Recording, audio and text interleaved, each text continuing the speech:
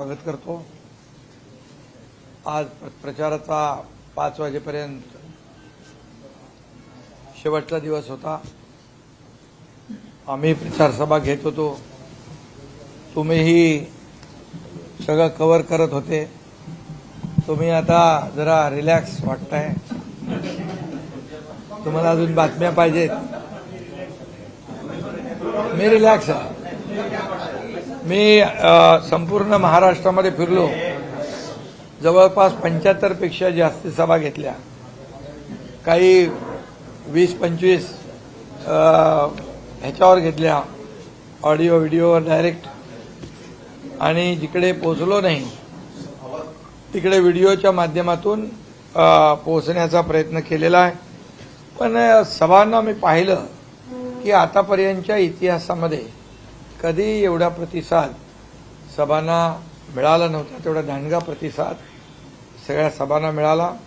लाडक्या बहिणी, लाडके भाऊ, लाडके शेतकरी, लाडके ज्येष्ठ सगळे त्याच्यामध्ये त्या सभेला यायचे, आणि एक पॉझिटिव्ह, एक चांगलं एक वातावरण मी पाहिलं, आणि एक उल्हास, एक जल्लोष होता, एक उत्साह होता सभांमध्ये।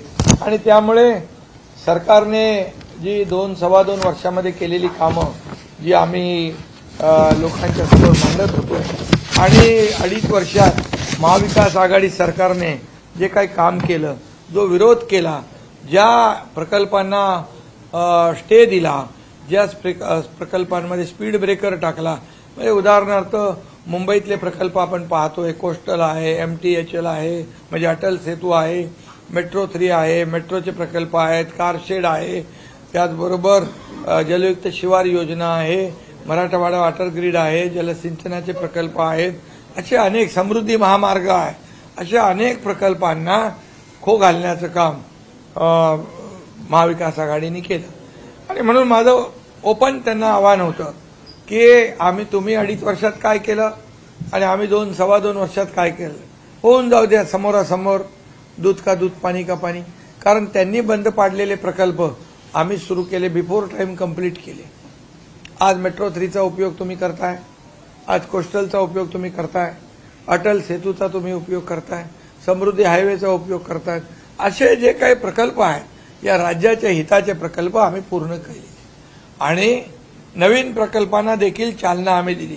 मी आपल्याला फक्त एवढंच सांगतो की सिंचनाचे प्रकल्प महाविकास आघाडीच्या सरकारमध्ये मी होतो, फक्त 4 प्रकल्पांना मान्यता दिली। आमच्या सरकारने 124 प्रकल्पांना मान्यता दिली, लाखो हेक्टर जमीन ओलिताखाली आणण्यासाठी। शेतकऱ्यांसाठी आम्ही निर्णय घेतले। आज कल्याणकारी योजना पहा, जर आपण जे बॅरल लँड आहे तिथे काय उगवत नाही, तिथं सोलरवर ऊर्जा निर्माण करण्यासाठी 50,000 रुपये एकरी देण्याचा आम्ही निर्णय घेतला। हेक्टरी 2.25 लाख रुपये त्यांना मिळत आहेत। आज 12,000 रुपये शेतकऱ्यांना आम्ही निर्णय घेतला। 1 रुपयात पीक विमा योजना देण्याचा निर्णय घेतला। आज 7.5 HP पंपाने शेती करणारा शेतकऱ्याला वीज बिल आम्ही माफ केलं। आज किती आम्ही निर्णय घेतले, आणि कर्ज माफ करण्याचा आम्ही निर्णय घेतला। त्याचबरोबर लाडकी बहीण योजना, या योजनेचा देखील आम्ही सुरुवात केली। त्यामध्ये मोठ्या प्रमाणावर विरोध केला, मोठ्या प्रमाणामध्ये खोडा घातला, कोर्टातही गेले, पण कोर्टाने त्यांना चपराक दिली, आणि ही योजना आता सुरू झाली। 5 इन्स्टॉलमेंट त्याच्यामध्ये आम्ही त्या माझ्या लाडक्या बहिणींना आम्ही देऊ शकलो, याचं समाधान आहे। आज एका मुलीने आत्महत्या केली, मी भाषणातही सांगितलं, एका मुलीने आत्महत्या केली फक्त तिला इंजिनिअरिंगचं शिक्षण घेता आलं नाही म्हणून। 50% सरकार भरत होतं, 50% पालक भरत होते, पण 50%चा भार पालकावर नको म्हणून तिने आत्महत्या केली। 12:30 वाजता तुमच्या कुठल्या चॅनलने मला दाखवलं। मी रात्री 1:30 वाजता ताबडतोब चंद्रकांत पाटील मंत्र्यांना सांगितलं, प्रस्ताव तयार करा, आणि आपल्याला डॉक्टर, इंजिनियर, वकील, MBA जे काय करायचं आहे, उच्च शिक्षण, त्या मुलींना मोफत देण्याचा निर्णय आम्ही घेतला। अनेक निर्णय आम्ही घेतले, त्यामुळे याचं समाधान आम्हाला आहे की 2-2.25 वर्षामध्ये आम्ही जे काम केलं त्याचं समाधान आहे, आणि हे समाधान लोकांच्या चेहऱ्यावर प्रतिबिंबित होत आहे, लोकांच्या चेहऱ्यावर ते दिसू लागलंय।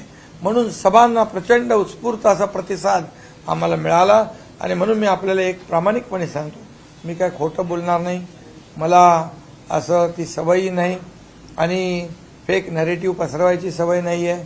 जे आहे ते खरं आहे आणि खरी वस्तुस्थिती तुम्हाला मी सांगतो की या राज्यामध्ये 2-2.25 वर्षात जे केलेलं काम आहे या कामावर जनता खुश आहे आणि त्यांनी ठरवलंय की महायुतीचं सरकार पुन्हा आणायचं.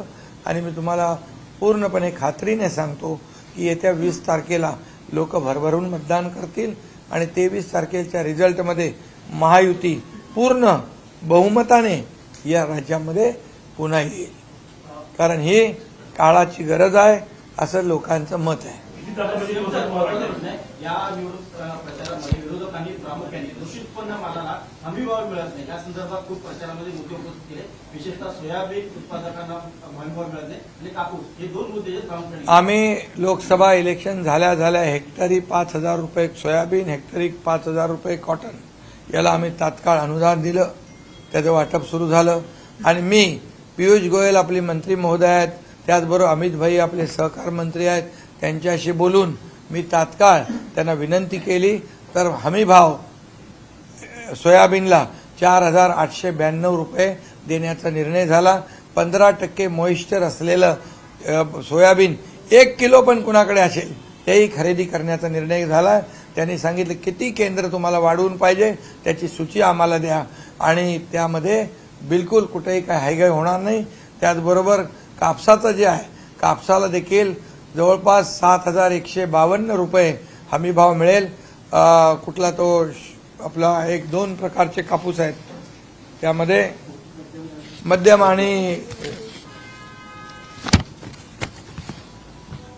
मीडियम स्टेपल कॉटन 7,121 रुपये आणि लॉंग स्टेपल कॉटन 7,521 रुपये हे मिनिमम सपोर्ट प्राइस या ठिकाणी देण्याचा निर्णय झाला आहे.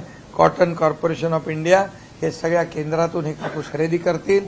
जे तफावत आहे ही तफावत देखील ते गॅप फिलिंग करून देणार हा निर्णय झाला. सोयाबीन पेंड जी आहे ती निर्यातीसाठी देखील ती परवानगी देणार, त्याच्यामध्ये जे काही गॅप भरून द्यायचा आहे तोही आम्ही देणार. त्यामुळे सोयाबीन आणि कापसाचं जो प्रश्न होता तो राज्य आणि केंद्र सरकार मिळून आम्ही निकालात काढतोय. शेतकऱ्यांना आम्ही वाऱ्यावर सोडणार नाही.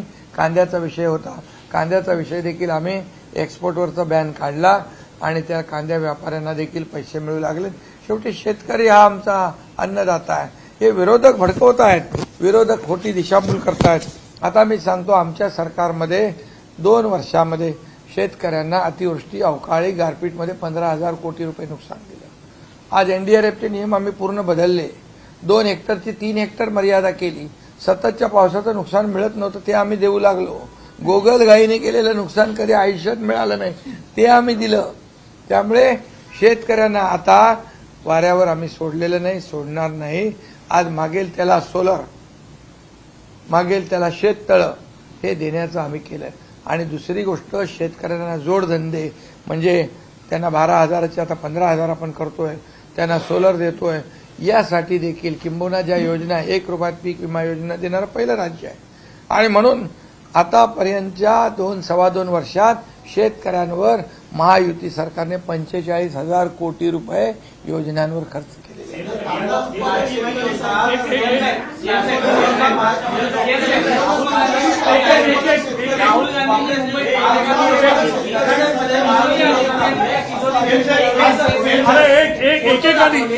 वैभव अदानींचा एक फोटो होता आणि दुसरीकडे धारावीच्या पुनर्विकासाचा एक फोटो होता. त्यांचा वारंवार आरोप आहे महायुती सरकारवर की जे काही प्रकल्प येत आहेत ते अदानींसाठी तुम्ही केले जातात. तिजोरीतले फोटो दाखवले, कुठेतरी बदनाम करण्याचा आता तिजोरी त्यांनी दिल्लीवरून आणली. आता हे महाराष्ट्र लुटायला इथल्या तिजोऱ्या कमी पडल्या. आता महाराष्ट्र लुटण्यासाठी दिल्लीवरून त्यांनी तिजोरी आणली. मग हे कोण आहेत? हे खरं म्हणजे दरोडेखोर आहेत. कारण आम्हाला वाटलं काहीतरी त्याच्यातून निघेल. निघालं काय? कोदा पहाड निकला चुवा. अरे ती तिजोरी मातोश्रीवरून तरी मागून घ्यायला पाहिजे होती, त्याच्यात काहीतरी निघालं असतं. आणि म्हणून मी सांगतो हे बालिशपणा आहे.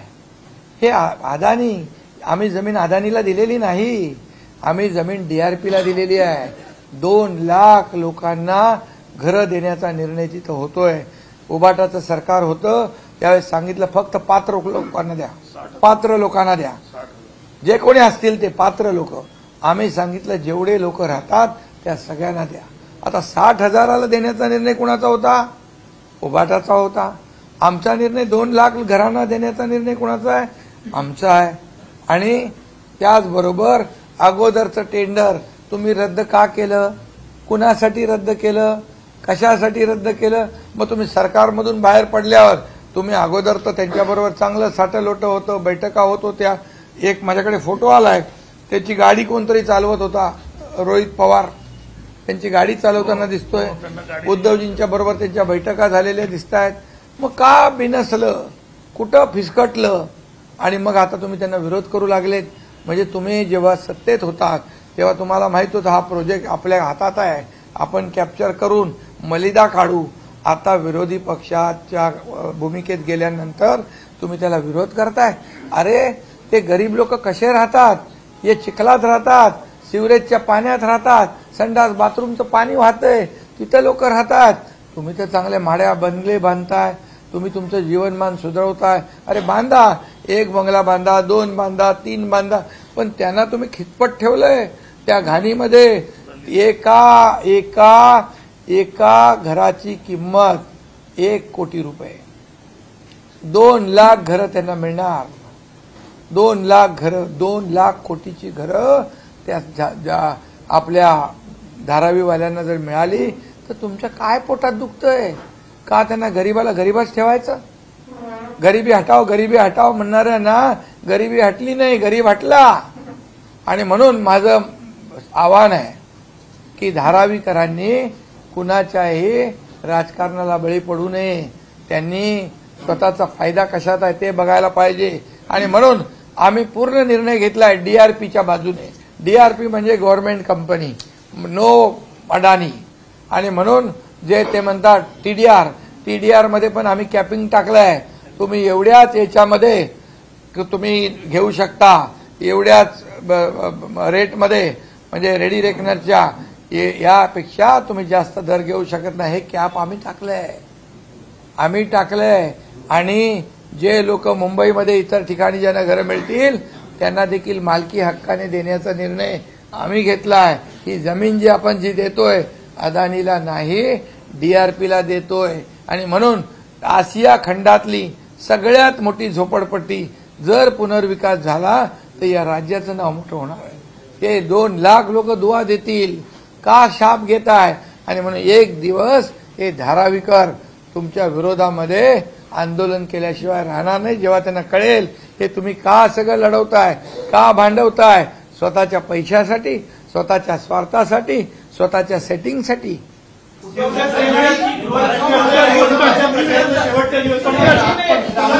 राहुल गांधी मुंबईत येतात, पत्रकार परिषद घेतात आणि त्यांचा प्रमुख अजेंडा, प्रमुख मुद्दा हा धारावीच असतो. राहुल गांधींना अचानक धारावीमध्ये काय इंटरेस्ट किंवा याच्याविषयी एवढा प्रबळ का निर्माण झाला? राजकीय कारण काय वाटतं? धारावी हा आशिया खंडातला नाही, लाडकी बहीण आहे. बोला.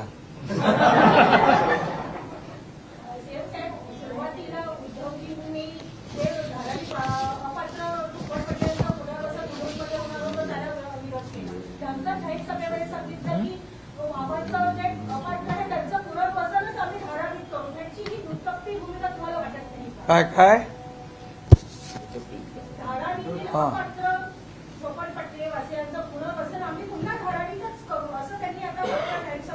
म्हणजे दुटप्पी भूमिका आहे.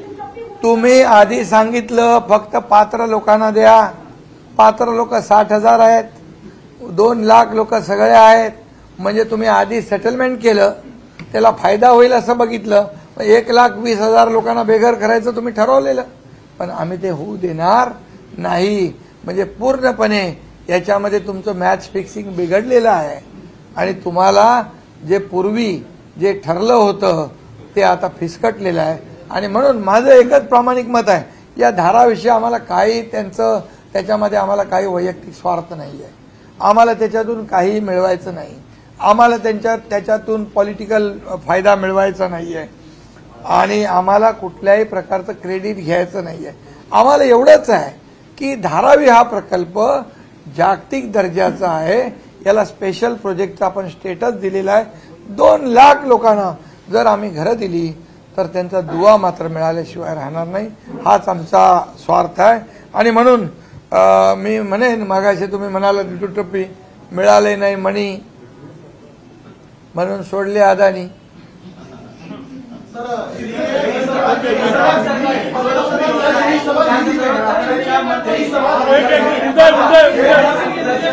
हिंदी बात में आपल्या लाडकी बहीण योजनेचा लाभ सर्व घराच्या महिला सदस्यांना मिळतो. त्यांचा आणि तुमच्या लाडकी बहीण योजनेत मोठा फरक आहे. त्यांचं काय कर्नाटक गृहलक्ष्मी योजना कुठली कर्नाटकमध्ये एका घरातल्या एका बहिणीला मिळतो. पण आपल्या महाराष्ट्रामध्ये ज्या घरामध्ये 2 बहिणी असल्या तरी सुद्धा त्यांना आम्ही देण्याचा निर्णय घेतलेला आहे. कारण आम्ही भेदभाव करत नाही, जातीपातीचा भेदभाव नाही. मराठी माणसांना पण मिळते, उत्तर भारतीयांना पण मिळते, हिंदूंना पण मिळते, मुसलमानांना पण मिळते, ख्रिश्चनांना पण मिळते. सगळ्यांना या योजनेचा फायदा मिळतोय. आम्ही काय त्याच्यामध्ये बदल केलाय का? कारण आमची योजना जी आहे ही सर्वसमावेशक आहे. माझ्या लाडक्या बहिणींच्या जीवनामध्ये आधार निर्माण करण्यासाठी आम्ही निर्माण केलेलं आहे. मी देखील एक सर्वसामान्य परिवारातला, शेतकरी परिवारातला मी मुलगा आहे. सर्वसामान्य कुटुंब कसं चालतं हे मी माझ्या आईकडून पाहिलं आहे. माझ्या आईने बघितलं आहे, गरिबी बघितली आहे. माझी पत्नी पण सुटली नाही त्याच्यातून. आणि म्हणून मी जेव्हा मला अधिकार प्राप्त झाले तेव्हा मी ठरवलं, माझ्या दोन्ही उपमुख्यमंत्र्यांना घेऊन आम्ही ही योजना सुरू केली. विरोधकांना वाटलं नव्हतं की एवढ्या लवकर पैसे खात्यात येतील, पण आम्ही सगळं प्लॅनिंग व्यवस्थित केलं. कारण आमची नियत साफ आहे, आमची नियत देण्याची आहे, आमची देण्याची वृत्ती आहे, घेण्याची नाही. ही देना बँक आहे, लेना बँक नाही. आणि म्हणून अरे त्यांना जाऊ दे रे, काय बोलतं, दिलं काय त्यांनी, काय दिलंय बोलायला. आणि म्हणून तुम्हाला सांगतो आम्ही देणारे आहोत. 5 हप्ते दिले, 5 हप्ते लक्षात ठेवा. आणि हे नोव्हेंबरचा पण हप्त्याला विरोध करणार होते ते आचारसंहिता म्हणून आम्ही पण डोकं लावलं. आम्ही ऑक्टोबरमध्येच नोव्हेंबरचे पैसे दिले. आणि 20 तारखेला जेव्हा मतदान होईल, आचारसंहिता शिथिल होईल, तेव्हा ताबडतोब डिसेंबरचा पण हप्ता आम्ही देणार.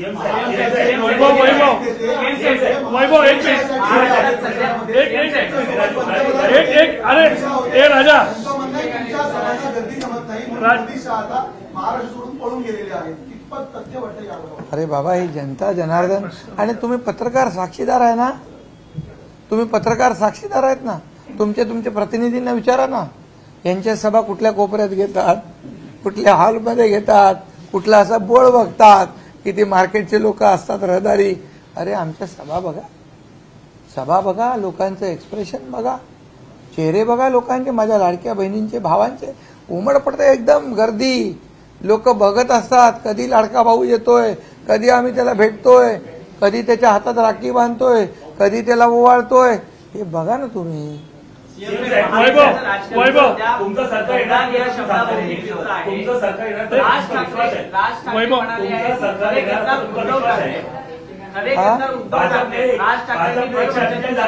काय राज ठाकरे भर खरे गद्दार उद्धव ठाकरे, खरे गद्दार उद्धव ठाकरे असं राज ठाकरे भर मंचावर बोलले. मग ते काय खोटं थोडंच आहे, खरंच आहे. कारण 2019ला शिवसेना भाजपा युती गठबंधन म्हणून लढले. एकीकडे मोदी साहेब, एकीकडे बाळासाहेबांचे फोटो लावले. महाराष्ट्रातल्या जनतेने भरभरून मतदान केलं, मेजॉरिटी एवढं मॅन्डेट दिलं. आणि जसं त्यांना कळलं की आमच्याशिवाय सरकार बनत नाही, त्याच दिवशी संध्याकाळी त्यांनी स्टेटमेंट केलं की आम्हाला सगळे दरवाजे मोकळे आहेत. म्हणजे काय, तुम्ही एक तर युतीत लढले आणि सगळे दरवाजे मोकळे कसे झाले?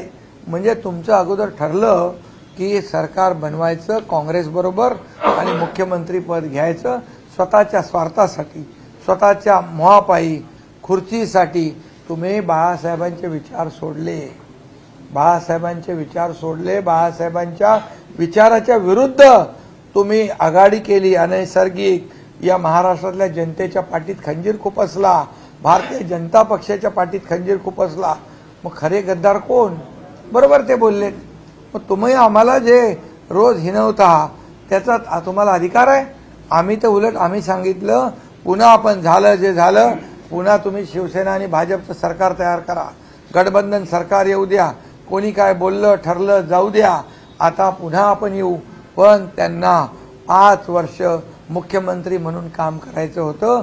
शिवसेना गेली वाऱ्यावर, धनुष्यबाण गेला वाऱ्यावर, काही गेलं त्यांना काही घेणं देणं नव्हतं.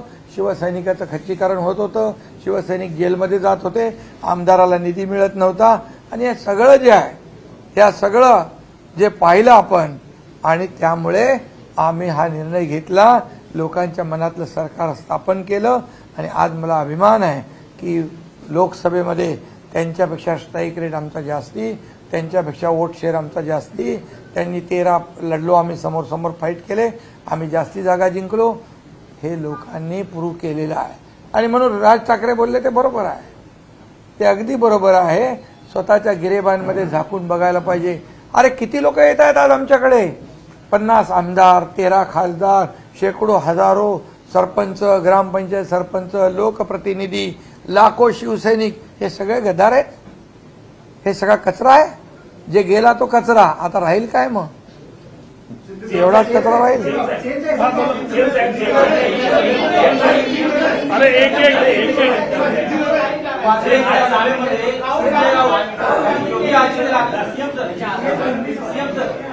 वांद्रे येथील कालच्या सभेमध्ये संजय राऊत भव्य वस्त्र घालून येणारा जोकर असं वेगळी त्यांचा उल्लेख केला. हा तमाम साधू संतांचा अपमान आहे. खरं म्हणजे बाळासाहेब पण भगवी वस्त्र घालायचे, भगवे कपडे घालायचे. आणि म्हणून ज्यांनी साधू संतांचा अपमान केलाय ते कुठलेही कोणी असू दे, त्यांचा अपमान यांना महागात पडेल. आणि या निवडणुकीमध्ये त्यांना त्यांची जागा दिसेल. सगळ्यात मोठा जोकर कोण आहे महाराष्ट्रामध्ये? सगळ्यात मोठा काय भोंग्या भूत का सोंग्या भूत कोण आहे? तुम्हाला महायुती म्हणून तुम्हाला विश्वास आहे की तुमचं सरकार परत येणार. भाजपाने 148 जागा 100% आणि तुम्ही त्याच्या खालोखाल तुम्ही आहात. भाजपाने 100% नारा दिलेला आहे. तर याकडे तुम्ही कसं बघताय? महायुतीचं सरकार येणार. आमच्या किती आल्या, भाजपच्या किती आल्या, राष्ट्रवादी अजितदादाच्या किती आल्या, यापेक्षा महायुतीच्या किती आल्या, हा फोकस आम्ही केलेला आहे. महायुती पूर्ण बहुमतात येणार, या राज्यातल्या जनतेने ठरवलेलं आहे. हे तुम्हाला 23 तारखेला दिसेल.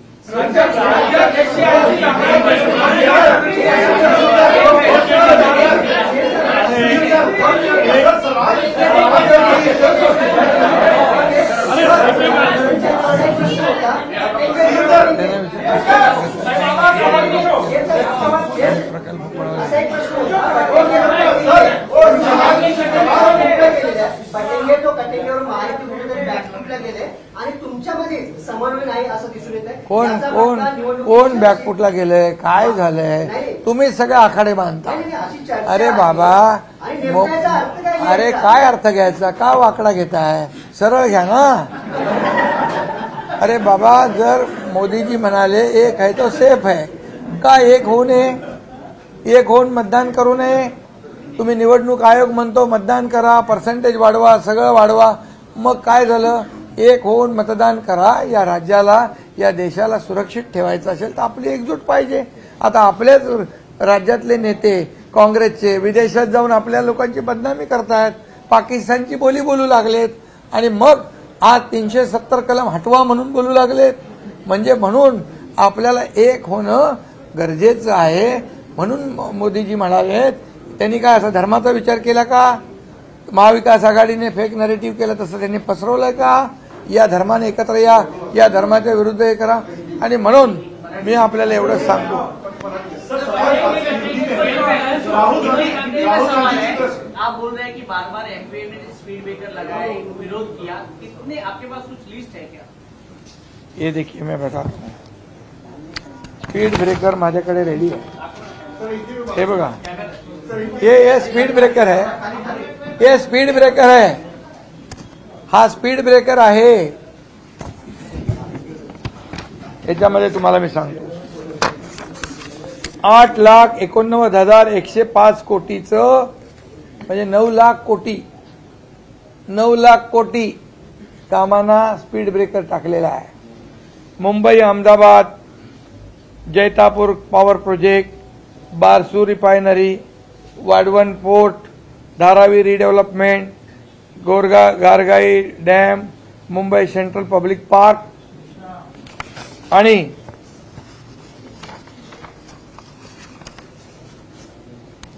आणि त्याचबरोबर याच्यामध्ये केंद्र सरकार 5,62,000 कोटी देणार होते, त्यांचा शेअर. जलयुक्त शिवार, मराठवाडा वॉटर ग्रीड 80,000 कोटी, त्यालाही खो घातला. आता वाढवण पोर्टला 76,000 कोटी रुपये आम्ही स्पीड ब्रेकर काढला, त्यांना चांगला ब्रेक मारून टाकला. स्पीड ब्रेकर टाकणाऱ्यांना 76,000 कोटीची इन्व्हेस्टमेंट झाली, भूमिपूजन झालं. आणि म्हणून या वाढवण पोर्टमध्ये 12 लाख जॉब नोकऱ्या मिळणार होत्या. टोटल याच्यामध्ये आतापर्यंत 14 लाख नोकऱ्यांवर गदा आली त्यांच्या बंदीमुळे, त्यांच्या स्पीड. मी सांगतो तुम्हाला, याच्यामध्ये वाढवणमध्ये 12 लाख, मुंबई अहमदाबादमध्ये 12 लाख, बारसूर रिफायनरीमध्ये 10 लाख, त्याचबरोबर जैतापूरमध्ये 15,000. सांगतो तुम्हाला मी सगळं पुरावे सगळं.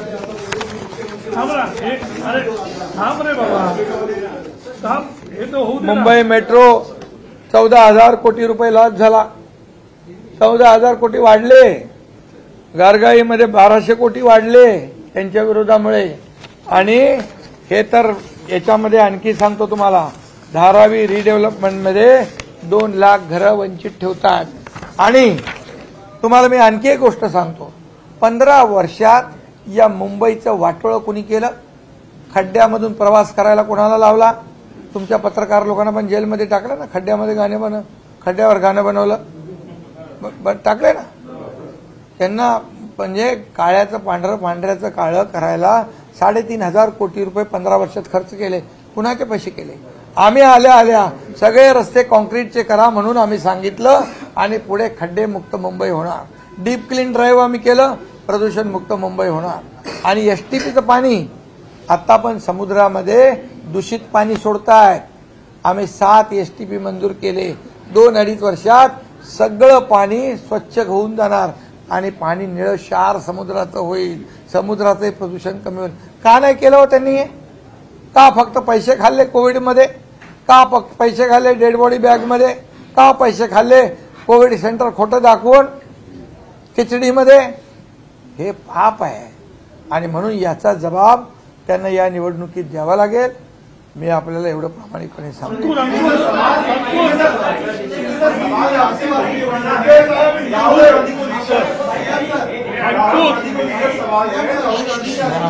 नाव घेतो आपलं नाव लावू नका म्हणून बोलतो ना तो.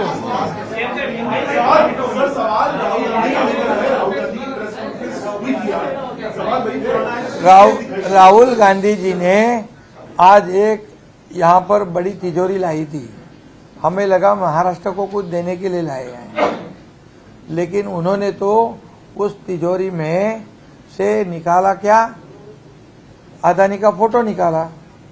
वो पहले कहते थे खट खटाखट दो, यहाँ से आलू डालो, वहां से सोना निकलेगा. बराबर है. अभी हमें लगा कुछ तो देने को आए हैं, अभी बड़ा आश्वासन देंगे महाराष्ट्र को, ये करेंगे वो करेंगे, लेकिन यहाँ तो तिजोरी लेके आए हो. अभी ये महाराष्ट्र के तिजोरी पे एक प्रकार का डाका डालने के लिए आए हो. अभी डाकू लोग और इधर थे ही, और एक नए उसमें भर्ती हो गए. लेकिन राहुल जी से हमें ये उम्मीद नहीं थी, ये इनके नाद में नहीं लगेंगे ऐसा लगा था. लेकिन इन्होंने कुछ गलत जानकारी दे दी और धारावी के खिलाफ में उन्होंने अपना स्टैंड करा. उनको मैं कहता हूं आपके माध्यम से, 2 लाख लोगों को घर मिलने वाला है, 2 लाख लोगों को उनका जीवन मान बदलने वाला है. 2 लाख लोग आज कचरे में रहते हैं, गंदगी में रहते हैं, पानी में रहते हैं, उनकी हालत बहुत खराब है। तो वहाँ के लोग हैं, दलित है, पिछड़े है, आदिवासी है, मागास वर्गीय है, सब लोग हैं। तो उनको अगर न्याय दिलाना है तो राहुल जी ने इसका बराबर जानकारी लेना चाहिए। पहले क्या हुआ था? पहले तो सेटलमेंट हुआ था, फिर बाद में जैसे सरकार में से उतर गए तो विरोध क्यों? पहले मैच फिक्सिंग था, अभी ये खत्म हो गया हो।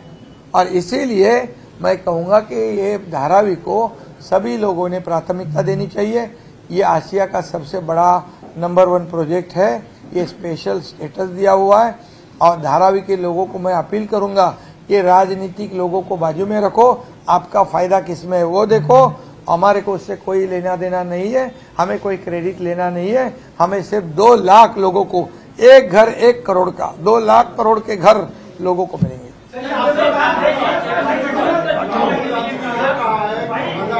नरेंद्र मोदी और अमित शाह ये एक है, बाकी मुंबई और महाराष्ट्र अलग है। एक है इसलिए अदानी, मोदी और इसलिए ऐसा राहुल गांधी स्ट्रेट फॉरवर्ड बोला है। मुंबई की जमीनें अदानी को। अरे भाई, मेरे पास फोटो है कुछ अदानी जी की गाड़ी चलाते वक्त लोग, उनके ही लोग, अभी वो क्या कर रहे थे। ये सब मिली भगत है, हमारे से कुछ लेना देना नहीं है। हम एक ही बात जानते हैं। राहुल जी को मैं फिर एक बार आपके माध्यम से कहता हूं कि ये धारावी की पूरा असलियत जानो। जो जनता, गरीब जनता है, आपको दुआ दिए बिना नहीं रहेगी।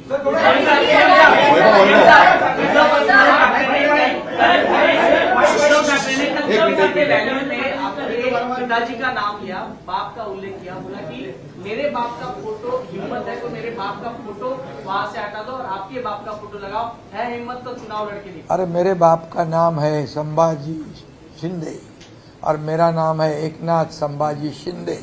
मैं मेरे माँ का भी नाम लगाता हूँ। मैं इतना ही कहता हूँ, बाला साहब ठाकरे जी का नाम मैं नहीं लगाता हूँ, लेकिन बाला साहब ठाकरे जी के विचार जो है उनका नाम मेरे हृदय में है, मेरे दिल में है। मैं इतना ही कहता हूँ, वो लोक नेता है, वो महापुरुष है। आज मैं इतना कहता हूँ, मुख्यमंत्री होने के बावजूद बाला साहब ठाकरे जी का तैलचित्र, जो फोटो हमारे विधान भवन के सेंट्रल हॉल में लगाने की उन्होंने हिम्मत करी, कोशिश करी, वो एकनाथ शिंदे ने किया है। हिंदू हृदय सम्राट बाला साहब ठाकरे जी के नाम समृद्धि हाईवे को देने की हिम्मत की, वो एकनाथ शिंदे ने दिया है।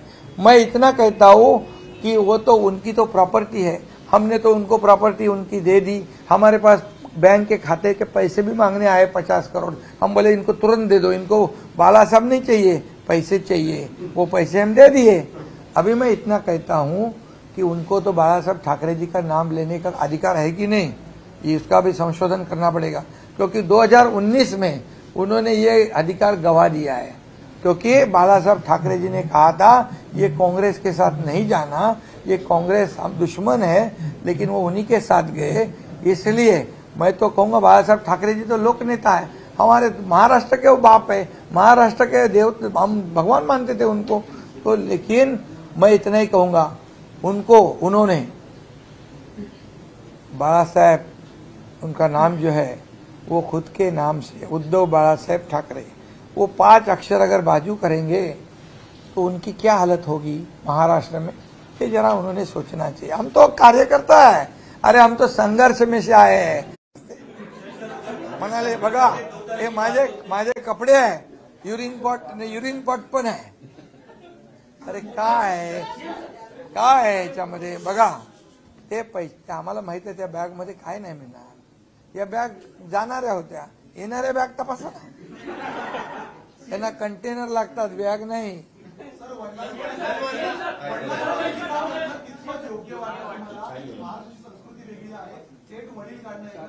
अरे त्यांची संस्कृती गेली आहे, बाळासाहेबांचे संस्कार आमच्यावर आहे, आम्ही नाही कधी करत।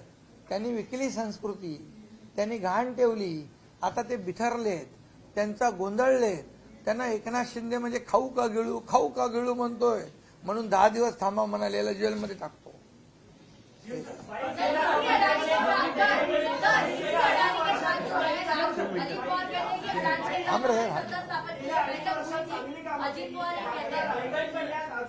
184 वाड्या म्हणजे वाड्या आहेत तिथे रस्तेच पोहोचले नाही कुठं?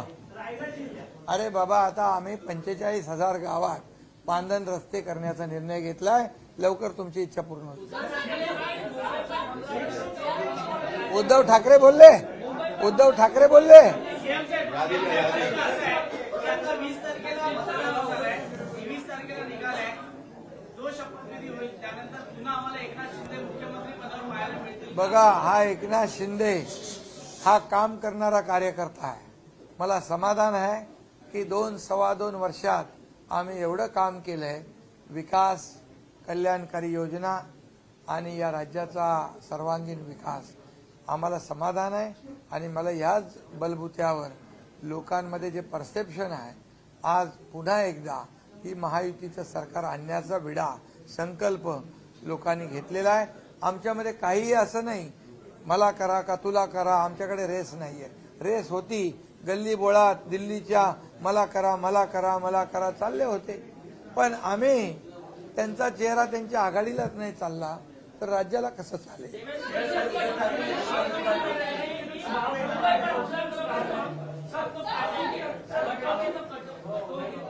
हो गया ना.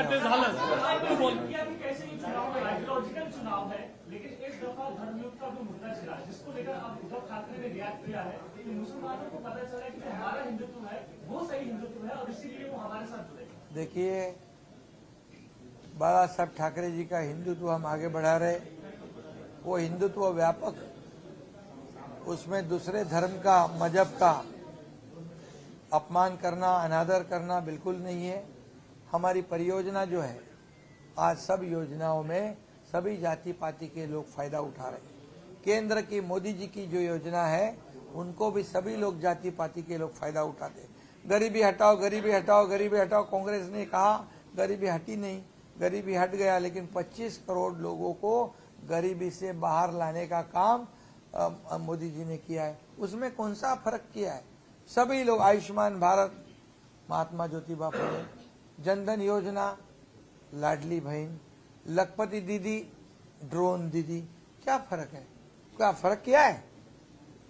तो हमारा जो है ये जो विकास की परियोजना है उसे हमने किसी को भी छोड़ा नहीं है, सबको साथ में लिया है. इसलिए क्या है, इसलिए मैं कहता हूं कि आप लोग घूमे हो सब जगह पे, जरा सही रिपोर्ट दे दो मेरे को. और जो मुझे मालूम है कि ये जो काम किया है हमने, ये काम आज तक के इतिहास में हर एक घर में कुछ ना कुछ सरकार की तरफ से राहत देने का काम किया कि एक इकोसिस्टम तैयार की है. एक तरफ डेवलपमेंट किया है, एक तरफ इंडस्ट्री है, दूसरी तरफ कल्याणकारी योजनाएं है. ये कभी पहले हुआ था? आप पत्रकार लोगों से मैं पूछता हूं कि आज तक के इतिहास में है चलता है. मेरा और 6 मिनट बाकी है मेरे घड़ी में.